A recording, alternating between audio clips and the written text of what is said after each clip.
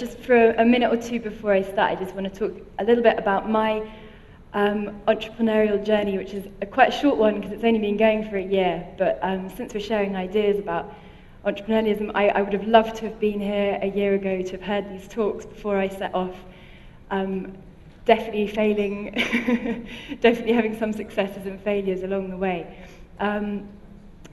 I had the idea this time last year to make a travel company that is just completely associated with music.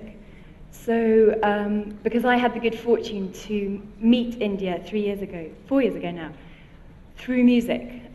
It was an amazing encounter. I worked with John and Faith Singh at the Rajasthan International Folk Festival in Jaipur, and I encountered loads of amazing Rajasthani musicians.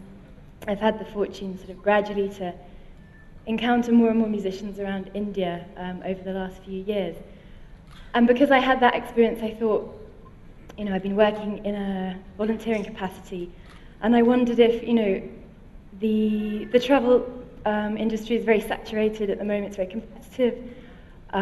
Tourists come and they have all sorts of experiences, sometimes unpleasant, sometimes pleasant. But I wanted to help people to come and experience India the way I had, which was via its music. So I take small trips out into the Rajasthani villages to meet musicians in their homes and in their home contexts. Because I think that there's a huge amount that we can learn, not just from music itself, but from the stories that surround it. And the music, particularly Rajasthan, has lost livelihood over the years. There's many people working to help that. But and John and Faith Singh being paramount in that. And they do this through a number of platforms.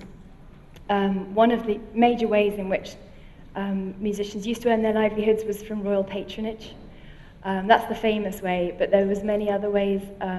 People would commission musicians to come and recite the entire epic of Pabuji, the god of camels and horses, in order to protect their livestock. And that's faded away because people go to the vet now instead of asking for a recitation to that god. So with the end of the monarchy and of some of these traditional practices, they're losing out. So there's loads of different platforms we can give. There's festivals happening, international festivals. There's recording studio. Just at lunchtime, I don't know if any of you picked up, but we were listening to recordings from Morchang Studios, which is in Jaipur itself.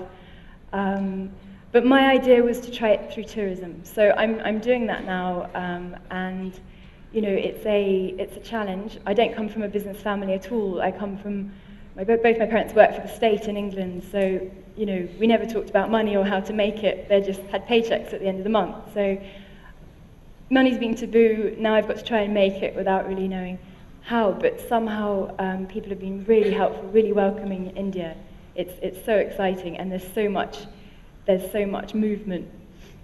So in Delhi, when I had a launch party for my company, and I brought some Rajasthani folk musicians from Rajasthan to Delhi, the response was, well, when's the next one? And I said, well, you only have one launch party. They said, well, we'll have one next week. And then the week after that, and now it's turned into this like weekly Sound Travels sessions. My company's called Sound Travels. So things grow, things morph, but it's just been a wonderful journey so far. So thank you for having me in your country. And now I'm going to play a bit of harp with Kaya Malikawa, is a local tabla player. And